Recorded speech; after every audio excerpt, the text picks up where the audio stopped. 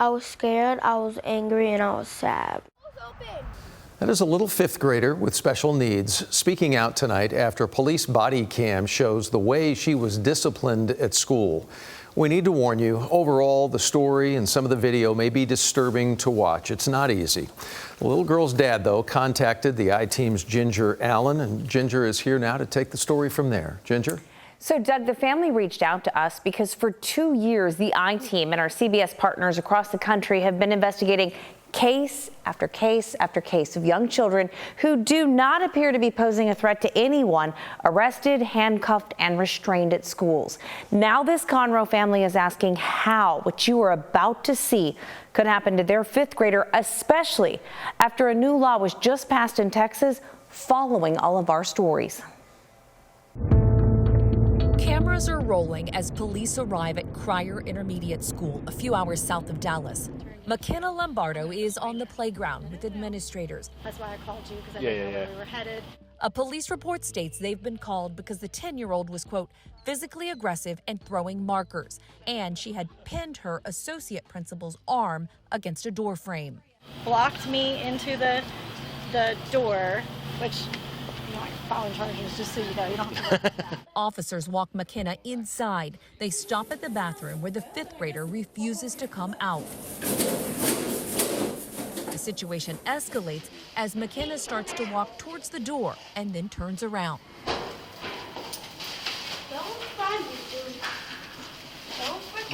Let's go. Let's go. I'm not going. You will come with me, or we will go to juvenile. Okay, we will. Then let's go. Turn around, put your hands behind your back. No. Turn around, put your hands behind her back. Now you're resistant.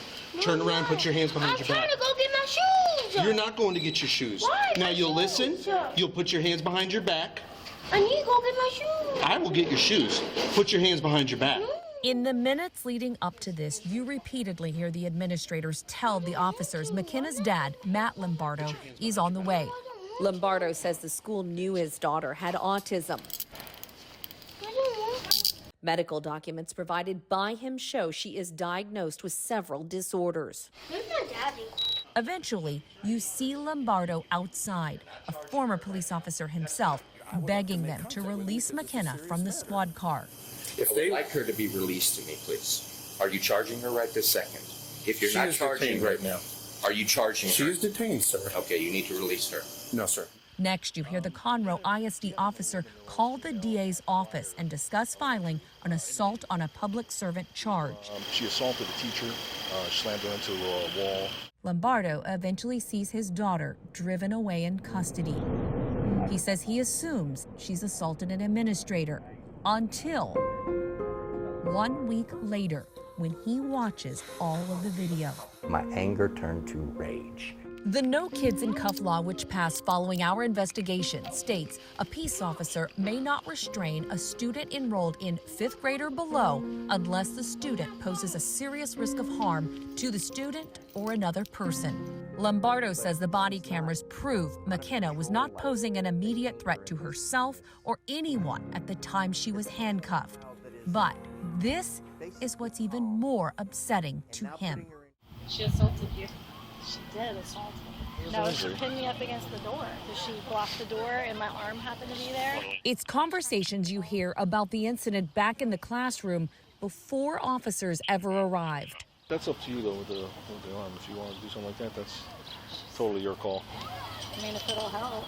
Lombardo believes the officers repeatedly coerced the teachers as they discussed whether charges should be filed against McKenna. Did you think about that? I feel silly doing that. I've seen way less. I've seen way less. What would the consequences be? Was it yes? Well, she's in handcuffs already, so she's going to juvenile. So she just gets charged with assault. Assault on a public servant. It's like I was in the way. Oh, yeah. It don't matter. They were doing whatever they could in order to solicit a felony charge against a 10-year-old. It's sick. I mean, a special needs 10-year-old. 3 days after the arrest, a second staff member files another assault report stating during the bathroom incident, McKenna, quote, slammed her hands and body into the dispenser, injuring the woman's hand. She states, I yelped because it hurt. I didn't hear her yelp.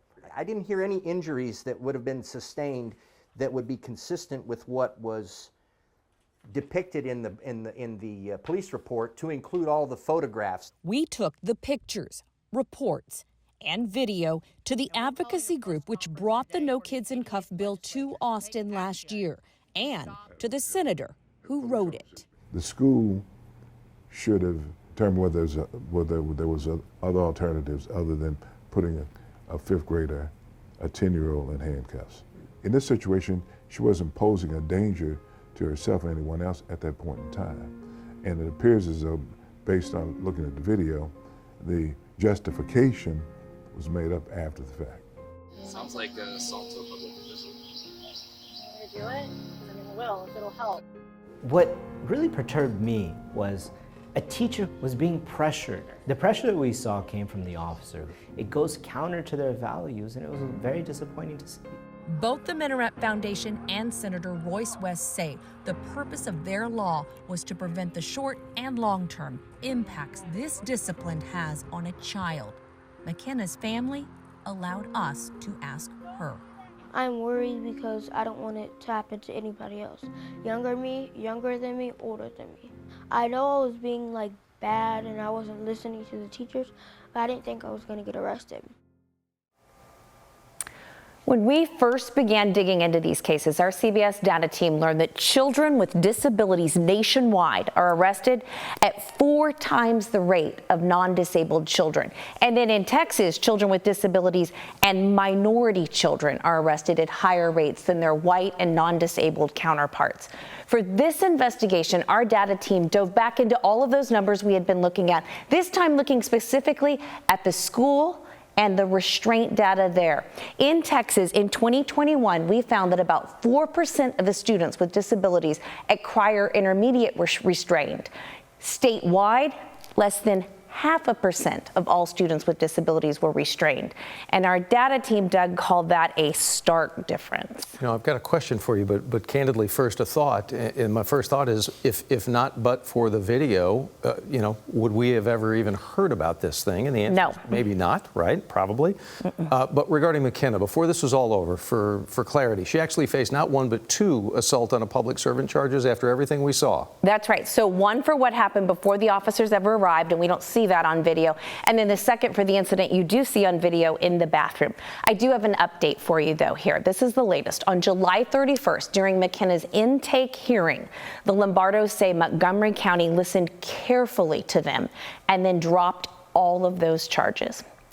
Doug, I also want us to look at the other side of this for a second, because I've covered a lot of these cases, and I've heard from many of you teachers out there who talk about how difficult and dangerous the classroom can be for them and for other students. I've heard from you. So to find out what more we may not have seen on this video, if there was anything we missed at all, I reached out to the Conroe ISD and to the police. I even asked Conroe ISD for its policies about arresting and restraining, which Senator West asked me to get for him.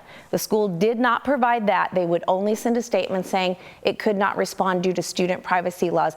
And I still haven't heard from Conroe ISD police. Well, you made the calls, you gave the opportunity to reach out and to hear the other side, and that's what we do. Ginger Allen, I-Team, thank you so much.